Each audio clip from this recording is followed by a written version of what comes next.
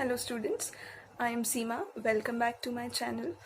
Today in this video I'm going to explain English, subject English 1.2. Chapter's name is Dick Whittington and his cat.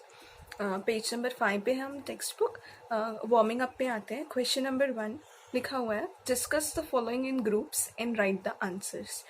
जिसमें question number A है sub question. Name the world famous personalities who reached great heights from humble circumstances. इस question में आपको अलग अलग images दिए हुए कुछ वर्ल्ड फेमस पर्सनालिटीज के. You need to identify them and आपको उनका नाम लिखना है. जहाँ पे नंबर 1 पे है APJ अब्दुल कलाम. अगर आप लोगों को इसका फुल फॉर्म चाहिए तो it's Abul Pakir Jane Abdulin. Then second we are having Abraham Lincoln. Third we are having Charlie Chaplin, and fourth we are having Kalpana Chawla. Then sub question B, guess the types of hardships they must have faced in their childhood and youth. तो ये जो भी हमारे famous personalities जिनके मैंने नाम अभी आपको बताया, इन्होंने कौन सी type of hardships means to say difficulties problems अपनी लाइफ में फेस की थी, specially I mean during their childhood and youth. तो answer is poverty. Then sub question C, what strong qualities possessed by them could have helped them achieve success and fame all over. अब इन personalities की कौन सी ऐसी qualities है विच दे were having जिसकी वजह से उन्हें इतनी ज़्यादा सक्सेस, नेम, फेम, पॉपुलैरिटी मिली. तो answer is one thing, they were bright and second they were hard working. बहुत ज़्यादा ब्राइट थे, शार्प माइंडेड थे, हार्ड वर्किंग थे. Then next we are having self educated. Self taught थे ये लोग, ठीक है, खुद से बहुत ज़्यादा शार्प थे. Then next extraordinary performances. Apart from simple common man, एक आम आदमी, एक मैंगो मैन जो मेहनत करता है उससे ज़्यादा मेहनत इन्होंने करी थी. That was their extraordinary performance. Then most important is their dedication. यहाँ पे और पॉइंट्स हैं, आप वो भी ले सकते हैं. Their independent nature, creativity, as per your wish आप आंसर ले सकते हैं. Then sub question D, how do stories or biographies of such famous people help youngsters? Specially आज आप हम सब जो यूथ्स हैं वो इनकी स्टोरी से कैसे इंस्पायर हुए. तो the answer is one thing, they have encourage youths. Second point, bring smiles on many faces. इनकी वजह से बहुत सारे लोगों के फेस पे, जैसे चार्ली चैपलिन थे, बहुत सारे लोगों के फेसेस पे स्माइल्स आई. The next, role models of slaves. ऊपर अब्राहम लिंकन थे जिन्होंने स्लेव्स के लिए बहुत कुछ किया, अमेरिका में लड़ाई लड़ी, ये वहाँ के प्रेसिडेंट भी रह चुके. Then encourages young girls and women to dare to dream of the stars. Kalpana Chawla जैसी वुमेन जिनका जन्म हरियाणा में हुआ और ये बहुत ज़्यादा आगे तक पहुंची. हरियाणा आज भी एक ऐसी स्टेट है जहाँ पे वुमेन्स के लिए बहुत सारे रेस्ट्रिक्शंस हैं. Then question number 2, syllable. अब सिलेबल क्या होता है, एक्सप्लेनेशन लिखी हुई है ब्लू वर्ड्स में. A syllable is a unit of pronunciation that has one vowel sound and many और and may or may not have consonant sounds before or after it. तो syllable वो pronunciation होती है जिसमें हमें एक vowel बोलिए आप या वॉल बोलिए जिसमें 5 words आते हैं A-E-I-O-U. Apart from A-E-I-O-U जो भी सारे अल्फ़ाबेट्स होते हैं उन्हें हम बोलते हैं consonants. यहाँ पे नीचे कुछ एग्जाम्पल्स दिए हुए हैं. वन सिलेबल में एग्जाम्पल दिया हुआ है A-I-C, at, on. ये आप एक बार रीड कर लीजिएगा. Then 2 syllables we are having mother, seated, giraffe, parrot. Then 3 syllables we are having happiness, wonderful, animal. तो बेसिकली इसमें आपको क्या करना है, प्रोनाउंसिएशंस पे ध्यान देना है. इसमें आपको एक वॉवल साउंड मिलेगा, एक और इनको कॉन्सोनेंट हो भी सकते, नहीं भी हो सकते. अब नीचे क्वेश्चन है, write down the names of any 5 of your classmates and right how many syllables each name contain. आपको उसके साथ सिलेबल्स भी बताने, नाम भी लिखने हैं. जैसे मैंने यहाँ पे रवि, रानी 2 syllables हैं. Pranav, Pranita again 2 syllables. हिमेश, हर्ष, हिमेश में 2 syllables हैं, हर्ष में 1 syllable. तो ऐसे आप लिख सकते हैं. अब हम स्टार्ट करते हैं अपना चैप्टर. वार्मिंग अप कंप्लीट हुई. Text book page number 6. Chapter का नाम है Dick Whittington and his cat. यहाँ पे मैं आपसे स्टोरी शेयर करना चाहूँगी. Dick Whittington. Dick Whittington was a poor boy. ये एक गरीब बच्चे हैं जो रहते हैं साउथ ऑफ इंग्लैंड. इंग्लैंड के साउथ पार्ट में एक छोटी सी विलेज है जहाँ पे ये रहते थे और इनके लाइफ में बहुत सारी हार्डशिप्स थी. One thing, he was not having his own proper home, उन्हें अपना खुद का घर नहीं था. The reason for that was, इनके जो पेरेंट्स थे, mom and dad, both were no more, उनकी डेथ हो चुकी है. नेक्स्ट थिंग, चैप्टर में लिखा हुआ है, डिक विटिंगटन ने किसी से ये सुना था that London is the country where we can find our fortune, जहाँ पे जाके हम अपनी किस्मत चमका सकते हैं. और एक लंदन में जाने की रीज़न इनकी ये भी थी, इन्हें पैसे कमाने थे. क्यों पैसे कमाने थे? क्योंकि इन्हें ये लगता था कि if we do earn money we also will going to earn respect. अगर हम पैसे कमाते हैं तो हमें आगे चल के इज्जत भी साथ में मिलती है, क्योंकि इनके जो सारे विलेजर्स थे वो इनके साथ अच्छा बिहेव, अच्छी ट्रीटमेंट नहीं करते थे. So young Dick decided and he walk to London. उन्होंने सोचा कि मुझे लंदन जाना है. And as soon as he walk, थोड़ा वो चले कुछ कदम, और उन्हें रास्ते पे एक कार्टर मिले. Carter is a person who carry, I mean to say who transports goods from one place to another. और मैं आपको ये भी बताना चाहती हूँ, London is the capital of England. Dick England में रहते हैं, इंग्लैंड के साउथ में एक छोटी सी विलेज में, और वहाँ से ये लंदन जा रहे हैं टू फाइंड हिज फॉर्च्यून, अपनी किस्मत आजमाने, किस्मत चमकाने. और रास्ते पे इन्हें मिले एक carter, and carter asked him whether you are running away from your home, क्या आप अपने घर से भाग रहे हैं, भाग के कहीं जा रहे हैं? तो he said no, I don't have my home, मुझे अपना खुद का घर नहीं है, I am going to London. तो कार्टर सेड टू हिम कि मैं भी लंदन ही जा रहा हूँ, so if you want we can journey together, हम एक साथ जा सकते हैं. तो डिक कार्टर के साथ घोड़ा गाड़ी, आई मीन टांगे पे बैठे, कार्ट पे बैठे, and they both journey together and they arrived London before nightfall. रात होने से पहले वो लंदन पहुँचे. अब जैसे ही वो लंदन पहुँचे, कार्टर ने डिक को लंदन ड्रॉप किया, and then at the same time उसने अपना रास्ता पकड़ा और वो गया टू इन. स्टूडेंट्स, चैप्टर में जो भी कुछ इम्पॉर्टेंट वर्ड्स हैं मैं आपके सामने उन वर्ड्स को हाईलाइट करूँगी, जो भी इम्पॉर्टेंट कैरेक्टर्स हैं मैं हाईलाइट करूँगी. आई वॉन्ट कि आप उन वर्ड्स को चाहे तो हाईलाइट कर सकते हैं अपने टेक्स्ट बुक में भी, विद द हेल्प ऑफ आप स्क्वायर या बॉक्स ब्रैकेट्स दे सकते हैं उन पर. तो यहाँ पे लिखा हुआ है कि बिफोर नाइटफॉल लंदन पहुँचे डिक एंड कार्टर, और कार्टर ने अपना रास्ता पकड़ा टू इन. इन मतलब होटल होता है, स्पेलिंग इज INN इन. अब डिक वहाँ पे उतरे गाड़ी से. अब he is alone, all alone, और इसके साथ साथ डिक ने यहाँ वहाँ देखा. कैसे देखा? In great डिस्मे. डिस्मे मतलब डिसअपॉइंटमेंट होता है. और डिक देख रहे हैं कि जो लंदन जहाँ पे मैं अपनी किस्मत आजमाने आया हूँ, बट वहाँ पे उन्हें दो चीज़ें दिखी. One thing, all the dirty streets, जो भी स्ट्रीट्स थी वो बहुत ज़्यादा बुरी थी, डर्टी थी. सेकेंड, उन्हें वहाँ पे जो लोग थे वो बहुत ही ज़्यादा अनफ्रेंडली थे. अब वो वहाँ पे हमने देखा बिफोर नाइटफॉल पहुँचे, रात होने से पहले पहुँचे. अब वहाँ पर उन्हें सोने के लिए सफिशिएंट प्लेस नहीं है. अब उन्हें रात बितानी है, तो where he will going to spend that night. तो एट द एंड उन्होंने LA, एक वर्ड आया है ALLEY. LA is the passage. LA मतलब पासेज होता है बिटवीन टू बिल्डिंग्स. ठीक है, दो बिल्डिंग्स के बीच में जो पासेज होता है, वहाँ पे डिक ने अपनी रात बिताई. नेक्स्ट डे अर्ली मॉर्निंग, जैसे ही डिक वो कब, जैसे ही डिक नींद से उठे, 3 कंडीशंस मेंशन की हुई है टेक्स्ट बुक में. He was feeling cold, miserable and very happy. उन्हें बहुत ठंड लग रही है. सेकेंड थिंग मिजरेबल, वो बहुत ज़्यादा अनहैप्पी है. थर्ड थिंग उन्हें बहुत भूख लगी. इसके बाद यहाँ पे लिखा हुआ है डिक वंडर्ड. डिक बहुत ज़्यादा यहाँ वहाँ घूमे. एंड ही वॉज बेगिंग, वो लोगों से मांग रहे हैं, please I want something to eat, मुझे खाने के लिए कुछ दें. बट जो वहाँ के जो लोग हैं, जैसे कि ऑलरेडी मैंने आपको बताया, वहाँ के जो पीपल है वो बहुत ज़्यादा अनफ्रेंडली है. तो वो बहुत ज़्यादा एग्रेसिव लुक्स दे रहे हैं हमारे जो डिक विटिंगटन है. और एट द एंड टेक्स्ट में आया है डिक कोलैप्स्ड, वो गिर जाते हैं. और एक स्ट्रीट पे, एक जगह पे वो थोड़ी देर के लिए ही lay their, rest over there, वहाँ पे रेस्ट करते हैं. एंड अगेन अब तक उन्हें खाने के लिए कुछ नहीं मिला. He is feeling very weak, उन्हें बहुत वीक फील हो रहा है.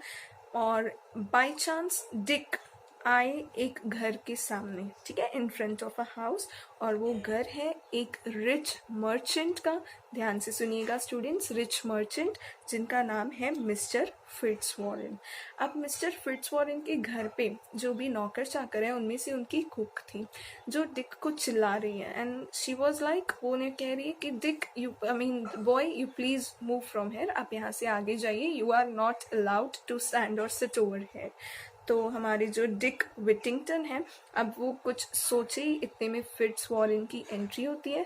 जो मैंने अभी आपको बताया, फिट्जवॉरेन बहुत रिच मर्चेंट है जिनका अपना इंपोर्ट और एक्सपोर्ट का बिजनेस है, जो अभी अभी जस्ट अपनी शिप्स का इंस्पेक्शन करके अपने घर लौटे, और उन्होंने अपनी कुक से पूछा कि क्या हुआ, ये इस बॉय को क्या प्रॉब्लम है। डिक से भी पूछा उन्होंने, और डिक ने उन्हें कहा कि आई नीड सम फूड, मुझे खाने के लिए खाना चाहिए, मुझे खाना है कुछ।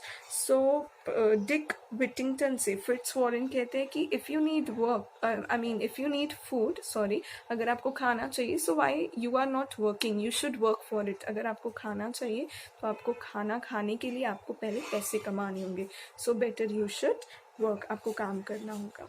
अब डिक विटिंगटन उन्हें रिप्लाई देते हैं, उन्हें आंसर करते हैं, कहते हैं कि I will going to work, मैं काम करूँगा, but I don't know anyone, मैं यहाँ पे न्यू हूँ, I am new to this place, मुझे कुछ आइडिया नहीं है, मुझे चाहिए कि मुझे कोई पर्सन, कोई ह्यूमन बींग काम दे। अब इतने में मिस्टर फिट्जवॉरेन कुक को ऑर्डर करते हैं, उनसे कहते हैं कि please take him into the kitchen, आप डिक विटिंगटन को किचन में ले जाइए एंड फर्स्ट फीड हिम, आप उन्हें पहले खाना खिलाइए, देन उसके बाद find some work for him, इनके लिए अच्छा काम ढूंढिए। अब डिक किचन में गए, उन्होंने खाना खाया और उनको फाइनली काम भी दिया। कुक ने कहा कि आपको हेल्प करनी है with all the pots and pans, जो भी हैवी पॉट्स एंड पैंस वगैरह है, वेसल्स है, आप उनको कैरी करने में हेल्प करवाएंगे। सो फाइनली यहाँ पे डिक विटिंगटन इस चैप्टर में मिस्टर फिट्जवॉरेन एक बहुत अच्छे सपोर्टर है जिन्होंने डिक को बहुत अच्छी तरह से सपोर्ट किया। He provide him a house and a living. अब हमारे जो डिक विटिंगटन है उन्हें अच्छा खासा घर भी मिला, वो वहीं पे रहते हैं and eight the same time उन्हें काम भी है। अब डिक, यहाँ पे अगेन डिक को ना अभी 2 डिफिकल्टीज बताई गई है चैप्टर के हिसाब से, 2 डिफिकल्टीज है डिक विटिंगटन। तो डिक विटिंगटन को वन थिंग इज, जहाँ पर वो सोते हैं ना प्लेस में, नाम बताएं एटिक। अब एटिक क्या होता है, a very small room inside the pointed roof, pointed roof वाली एरिया में एक छोटे से कमरे में वो सोते हैं। उन्हें वहाँ पे प्रॉब्लम है उन्हें रैट्स एंड माइस से, चूहों से बहुत ज़्यादा दिक्कत है, डिफ़िकल्टी है, वो उन्हें सोने नहीं देते। और डिक ने अपनी इस प्रॉब्लम को सॉल्व करने के लिए उन्होंने सोचा कि I should buy one cat, मुझे एक बिल्ली खरीदनी होगी। और डिक विटिंगटन ने कुछ पेनीज, कुछ पैसे सेव किए थे, जमा किए थे, उससे उन्होंने एक कैट खरीदी, और कैट की वजह से जो भी चूहे हैं उनसे जो भी दिक्कतें थी वो सारी सॉर्ट आउट हो गई। अब डिक विटिंगटन आराम से ही कैन स्लीप। अब यहाँ पे उनको एक और डिफ़िकल्टी है, and the second difficulty was, जो जिस कुक के साथ वो काम करते हैं ना, शी इज़, मतलब कुक का जो बैड टेम्पर है ना, जो गुस्सा है, उससे उन्हें बहुत ज़्यादा प्रॉब्लम है। All the day cook uses to scold him, scream him, hit him, वो उन्हें चिल्लाती तो है, डांटती है, फटकारती है, उसके साथ साथ वो उन्हें वुडन स्पून से बहुत ज़्यादा मारा भी करती है। दो डिक वर्क हार्ड, जितना ज़्यादा वो हार्ड वर्क करते हैं उसके बावजूद उन्हें बहुत ज़्यादा मार खानी पड़ती है, बहुत कुछ सुनना पड़ता है। दो उनकी लाइफ अभी पहले से बहुत ज़्यादा बेटर हो गई है क्योंकि उनके पास घर भी है, लिविंग भी है, लाइवलीहुड, वो डेली पैसे भी अर्न कर सकते हैं अच्छी तरह से। तो ये जो सेकंड डिफ़िकल्टी है इससे वो बहुत ज़्यादा परेशान है। और एक दिन डिक फाइनली सोचते हैं, I won't going to bear up all these things, I am done, अब मैं मिस्टर फिट्जवॉरेन के घर को छोड़ के I going to leave this place, मैं इस जगह को छोड़ूंगा and will going to seek my fortune somewhere else. अब मैं अपनी किस्मत को चमकाने, किस्मत को और ज़्यादा पॉलिश करने कहीं और जाऊंगा। और डिक विटिंगटन ये डिसाइड करके नेक्स्ट मॉर्निंग अपनी कैट के साथ Dick Whittington with his cat he left mister Fitzwarren's house, उनका घर छोड़ के वो वहाँ से चले गए। और वहाँ से जाते जाते वो हॉलोवे तक पहुँचते हैं। अब हॉलोवे क्या है, Holloway is the name of a city, England में ये सिटी का नाम है। अब जैसे ही डिक विटिंगटन हॉलोवे तक पहुँचे, पैदल वॉक करते करते वो थक गए और उन्हें एक स्टोन मिला और वहाँ पे वो बैठ के रेस्ट कर रहे हैं। अब यहाँ पे एक डेट मेंशन की हुई है टेक्स्ट में, the day when Dick was there, I mean when, जब वो हॉलोवे पहुंचे, दैट वाज 1 नवंबर। और उसी दिन टेक्स्ट में एक वर्ड मेंशन किए हुए, that was all saints day. Saints day था, चर्च में कुछ बेल्स वर रिंगिंग, बेल्स बज रही थी, और सडनली डिक विटिंगटन को एक डिवाइन वॉइस, एक डिवाइन साउंड आया। उन्हें लगा जैसे चर्च बेल्स में कुछ मैसेज है मेरे लिए, मेरी लाइफ के लिए। और वो मैसेज क्या है मैं आपके लिए यहाँ पे रीड करती हूँ। Turn again Whittington, thou worthy citizen, lord mayor of London. जैसे कि चर्च बेल्स उनसे कह रही है कि Whittington please turn again, that means go back. आप यहाँ से चले जाइए, वापस जाइए, जैसे आप आए U turn low and go back. क्यों? दो वर्दी सिटीजन, आप कौन है? बहुत ज़्यादा वर्दी, बहुत ज़्यादा यूजफुल सिटीजन है। In future you will going to become a lord mayor of London. आगे चल के आप लंदन के मेयर बनेंगे। मेयर मतलब जो हेड, जो टॉप मोस्ट सिटीजन पर्सन होता है टाउन का, हेड ऑफ अ टाउन, उसे हम बोलते हैं मेयर। स्टूडेंट्स, यहाँ पे मैं आपसे एक रियल लाइफ एग्जाम्पल शेयर करना चाहती हूँ। जैसे डिक विटिंगटन को मैसेज, एक डिवाइन कॉल, एक डिवाइन, अपने अंतरात्मा से उन्हें एक आवाज़ आई। उन्हें लगा जैसे चर्च बेल्स मुझे कुछ बोल रही, और उन्होंने उस आवाज़ को सुना। बस यहीं से डिक विटिंगटन की किस्मत बदलनी शुरू हो जाएगी। यहाँ पे मैं आपको एग्जाम्पल देना चाहती हूँ डॉक्टर राधा कृष्ण पिल्ले का, जो बहुत अच्छे ऑथर है, जिनका बर्थ तमिलनाडु में हुआ। अपने एक इंटरव्यू में डॉक्टर राधा कृष्ण पिल्ले ने कहा है कि वो मानसरोवर गए थे जर्नी के लिए, और एट द सेम टाइम उन्हें एक डिवाइन वॉइस, एक डिवाइन कॉल आया, जिससे उन्हें ये लगा कि उन्हें चाणक्य के ऊपर, चाणक्य ने जो भी सारे लेसन्स दिए उसके ऊपर उन्हें कुछ बुक्स लिखनी चाहिए। उन्हें अपनी लाइफ का पर्पस मिला। तो ऐसे ही कहीं ना कहीं हमारी लाइफ में भी टर्निंग पॉइंट आएगी। ऐसे ही हमारी लाइफ में भी कुछ ना कुछ मैसेज होगा जो हमें बहुत कुछ सिखाएगा। तो फिलहाल डिक विटिंगटन को ये मैसेज मिला चर्च बेल से, एंड फाइनली ही डिसाइडेड, उन्होंने सोचा कि I should retrace my steps to mister Fitzwarren's house. Sorry, मुझे वापस फिट्जवॉरेन के घर जाना चाहिए। अब लकीली वो आराम से दबे पाओ, क्वाइट स्टेप्स, इन अ क्वाइट स्टेप्स वो पहुंच गए फिट्जवॉरेन के घर विथ हिज कैट। अब वहाँ पे किसी को ये पता नहीं चला कि डिक और उनकी कैट मिसिंग है, तो वो लकीली वहाँ पहुँचे। अब मिस्टर फिट्जवॉरेन, जैसे कि मैंने आपको ऑलरेडी बताया, वो बहुत अच्छे मर्चेंट है जिनका इम्पोर्ट और एक्सपोर्ट का बिजनेस है। तो नाउ इट्स टाइम, वो अपनी शिप को लोड कर रहे हैं कुछ गुड्स के साथ। मिस्टर फिट्जवॉरेन ने अपने घर वालों को, सभी को एक साथ बुलाया, इकट्ठा किया, और उनसे कहा कि क्योंकि शिप बाहर गुड्स एक्सपोर्ट होने जा रहे हैं, तो आई वॉन्ट कि आप जो भी मेरे घर के जो भी मेम्बर्स हैं, आपके पास अगर कुछ गुड्स हैं, कोई आर्टिकल्स हैं, कुछ वेयर्स हैं टू सेल, तो प्लीज़ आप वो देंगे, सो दैट मैं आपके गुड्स शिप में लोड करूं, और उससे जो भी कुछ अर्निंग होगी, जो भी कुछ प्रॉफिट होगा, आपको आपका प्रॉफिट दिया जाएगा। तो चैप्टर में ये दिखाया गया है कि अफ्रीकन कोस्ट में मिस्टर फिट्जवॉरेन अपनी शिप भेजने वाले हैं, जिसके लिए उन्होंने अपने हाउस होल्ड को, फैमिली मेम्बर से कोई गुड्स मांगे कि आपको अपना कोई गुड्स है। तो डिक भी वहाँ पे आते हैं। उन्होंने डिक से पूछा कि Dick, you are having any kind of your articles, goods, like anything जो आप सेल करना चाहते हैं। तो डिक ने कहा, I am having just my cat, मेरे पास सिर्फ मेरी कैट है। और इतने में यहाँ पे टेक्स्ट में एलिस, जो डिक की बहुत अच्छी फ्रेंड है, जो मिस्टर फिट्जवॉरेन्स की डॉटर है, मिस्टर फिट्जवॉरेन्स डॉटर, जिनका नाम एलिस है। एलिस कहती है कि पापा, क्या मैं डिक की तरफ से, मैं कुछ अपनी तरफ से कोई गुड दे सकती हूँ डिक के लिए?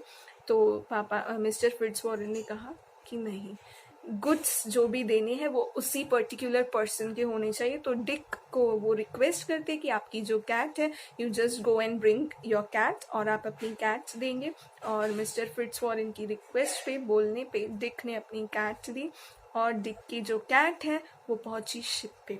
अब जैसे ही कैट शिप पे पहुंची, क्योंकि शिप पे बहुत सारे रैट्स एंड माइस की प्रॉब्लम्स थी, कैप्टन बहुत ज़्यादा डिलाइट, बहुत ज़्यादा प्लीज, बहुत ज़्यादा खुश हुए, क्योंकि कैट जैसे ही शिप पे उनकी एंट्री हुई, जो भी चूहे वगैरह थे, बिल्ली, I mean cat ate up all those rats and mice, उन्होंने उसको खा लिया, और जो भी प्रॉब्लम्स थी शिप पे related to rats and mice वो सारी सॉर्ट आउट हो गई। अब जैसे ही after some months ship African coast में बारबरी नाम की एक कंट्री में पहुंची। उस कंट्री में जो लोग रहते हैं उनको हम मूर्स कहते हैं, ये टेक्स्ट में मेंशन है।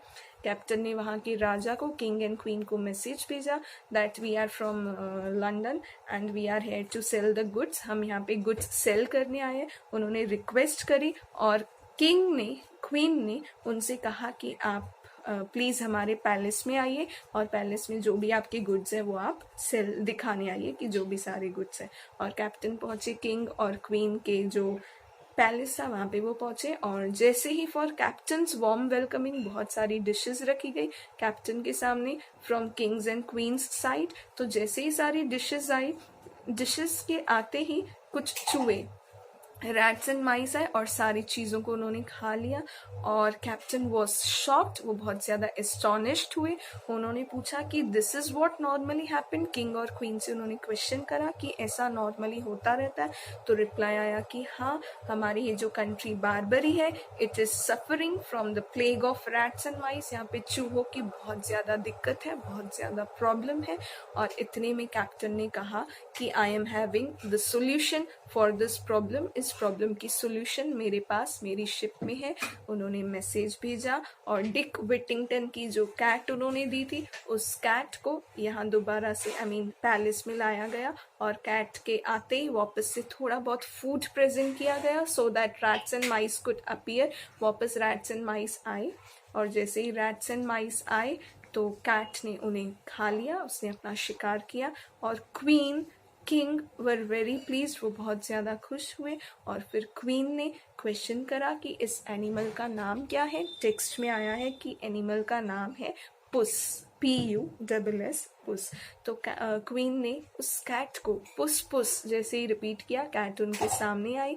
क्वीन बहुत ज़्यादा डर रही थी कैट से। द रीज़न वॉज कैट थोड़ी बहुत फियर्स थी, उसने वॉयलेंटली रैट्स को खाया। तो कैप्टन ने इन्फॉर्म किया नो नीड टू वरी, ये जो कैट है she is very it is very friendly with the people, लोगों के साथ ये बहुत ज़्यादा फ्रेंडली है। अब यहाँ पे डील हुई between the king and the captain कि उस जहाज पे जो भी सारे गुड्स है किंग विल गोइंग टू पे a fine price for all those goods. But अकेली वो जो कैट थी जिसके लिए माउजर वर्ड भी यूज किया है, माउजर मतलब वो बहुत अच्छी एक्सीलेंटली वो शिकार करती थी, किसका, चूहों का, कैच करती थी उन्हें बहुत अच्छी तरह से। किंग और कैप्टन के बीच में डील के हिसाब से किंग ने कहा कि मैं आपको बहुत फाइन प्राइस पे करूंगा for all the goods, but अकेली ये जो एनिमल है ना पुस, उसके लिए मैं आपको 10 टाइम्स जितना भी पैसा मैं बाकी गुड्स के लिए पे करूंगा उससे 10 गुना ज़्यादा अमाउंट में आपको पे करूंगा। अब कैप्टन जैसे ही वापस लंदन पहुंचे, सारी चीज़ें उन्होंने मिस्टर फिट्जवॉरेन से कही। मिस्टर फिट्जवॉरेन ने सारी चीज़ें डिक विटिंगटन से कही, और हमारे डिक विटिंगटन से मिस्टर फिट्जवॉरेन ने ये भी कहा कि from now on Dick we should all call you Mr. Whittington for you are a rich man। अब बहुत ज़्यादा अमीर बन गए क्योंकि अब उन्हें बहुत अच्छा खासा अमाउंट दिया गया, पे किया गया उनकी कैट